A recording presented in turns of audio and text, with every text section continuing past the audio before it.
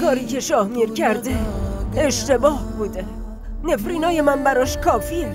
اصلا نمیخوام یه آب خوش از گلوش با این بره. اون وقت بزرگترین عزت زن اینه که مرد براش ارزش قائل شده. اجازه نده بیفته. از الان به بعد فقط نباید بذاریم آبروشم به فنا بره. دارم جمالو میبرم روستاشون. نمیدونم اونجا چه قیامتی میشه. چه جوابی بدم اگه هی بهم اصرار کنه که پسرش به چه جرمی کشته شده. یه گوسفند الکی قربونی خودخواهی بقیه شده.